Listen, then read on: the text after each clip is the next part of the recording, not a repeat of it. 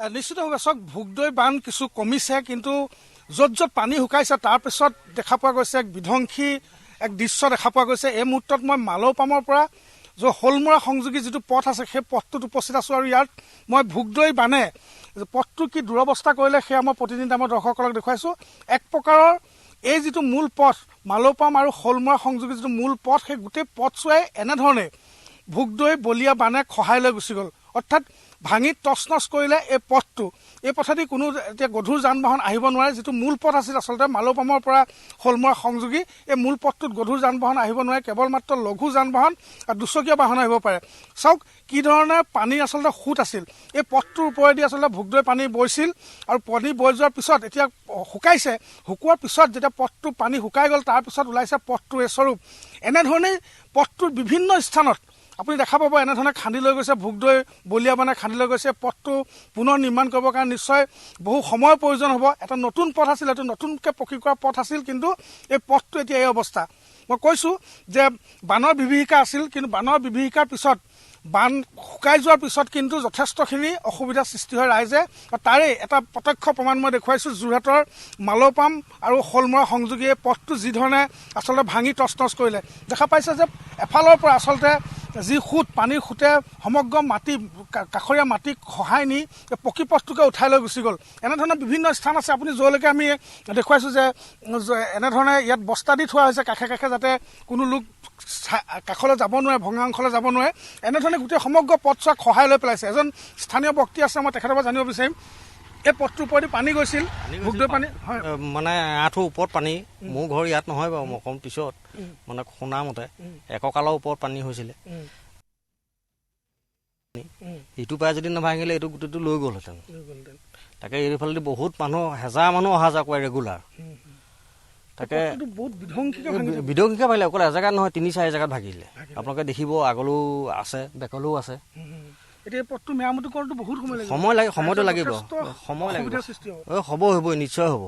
এতিয়া চব মানুহ মানে বৰভেটি যোৱা এইটো মেইন চাৰিঙেদিহে অহা যোৱা কৰিবলগীয়া হৈছে ৰাইজক। বহুত কষ্টও হৈছে, বিশেষকৈ এইফালে হাজিৰা কাম কৰা মানুহ বহুত অহা যোৱা কৰে। আপোনাৰ চব্জি বেপাৰী, গাড়ী নাযায়, আপোনালোকে দেখিছেই। তাকে আৰু এতিয়া কথাটো হ'ল কি, যদি সেইফালে নাভাঙিলেহেঁতেন তেতিয়াহ'লে চিঙিনিহেঁতেন কিমান গাঁও বিধ্বংস। মিনিমাম এইফালেতো আপোনাৰ নেলগোৱা চেলগোৱা মানে আপোনাৰ ওপৰদেউৰী নামদেউৰী সকলো ৰাইজ সেইফালেদি অহা যোৱা কৰে। তাকে বহুত অসুবিধা হ'লহেঁতেন যদি সেইফালে যদি নিচিগিলেহেঁতেন। নিশ্চয়কৈ আমি অকণমান দৃশ্যটো দেখাই ল'ম। মই আগলৈও অকণমান যথেষ্টখিনি আছে, মই মোৰ সতীৰ্থ ভিডিঅ' জাৰ্নেলিষ্ট এলকে দেখুৱাব। চাওক কি ধৰণৰ অৱস্থা, এক দ গাঁতৰ সৃষ্টি কৰি দিছে। পথটোত অহা যোৱা কৰিব পৰা, এতিয়া ডাঙৰ বাহন অহা যোৱা কৰিব পৰা কোনো ব্যৱস্থা নাই। আচলতে বান কি বস্তু, এই দৃশ্যবিলাক দেখাৰ পিছতে আচলতে ওলাই যেতিয়া শুকাই যোৱাৰ পিছতহে আচলতে জনসাধাৰণৰ হাৰাশাস্তিৰ সৃষ্টি। এটা পকী পথ, এই পকী পথটো সম্পূৰ্ণৰূপে এনেধৰণেই ভাঙি তছনছ কৰি দিছে। এয়া চাওক, পথটো গোটেই সমগ্ৰ পথছোৱাই ভোগদৈ যি বলিয়া সোঁত, যিটো বলিয়া বান, সেই বলিয়া বানে এনেধৰণেই ভাঙি লৈ গুচি গৈছে। আচলতে পকী পথটোকে খহাই পেলাইছে সম্পূৰ্ণৰূপে। আৰু এইটো কিছু যদি পানী থাকিলহেঁতেন, তেনেহ'লে পানী যদি নুশুকালেহেঁতেন, তেনেহ'লে এই পথটোৱে ছিঙি ভোগদৈ যি নদী, সেই নদীখন এইফালে ধাৱমান হ'লহেঁতেন। এনেধৰণৰ এটা দৃশ্য দেখা পোৱা গৈছে। আৰু বান শুকোৱাৰ পিছত ৰাইজৰ যি ঘৰ দুৱাৰ, যি ভেটি আছে, সেইখিনি সকলোখিনি এটা হাহাকাৰময় পৰিৱেশৰ সৃষ্টি হ'ব। ৰোগে চানি ধৰিব, বিভিন্ন গোন্ধ ওলাব। ঠিক পথবিলাকো পানী যেতিয়া শুকাই গৈছে, পথবিলাক দেখা পোৱা গৈছে এনেধৰণৰ দৃশ্য এতিয়া দেখা পোৱা গৈছে। সেয়া চাওক, এইটো মালৌপাম আৰু শোলমৰা সংযোগী পথ। এই পথটোৰ এনেধৰণেই ভোগদৈ বানে এনেধৰণে পথটো ভাঙি তছনছ কৰিছে। এয়া কেইটামান অংশ আমি দেখুৱাইছোঁ, আৰু আমি যদি আগলৈ গৈ থাকোঁ এনেধৰণৰ বিভিন্ন অংশ পাম। আচলতে কিমান অনিষ্ট কৰিব পাৰে এটা বান আহিলে, আচলতে এইবিলাক দৃশ্যই আচলতে উপলব্ধি হয়। এনেধৰণে দেখা পোৱা গৈছে। বান শুকোৱাৰ পিছত ৰাইজ যথেষ্ট অস্বস্তিত পৰিছে।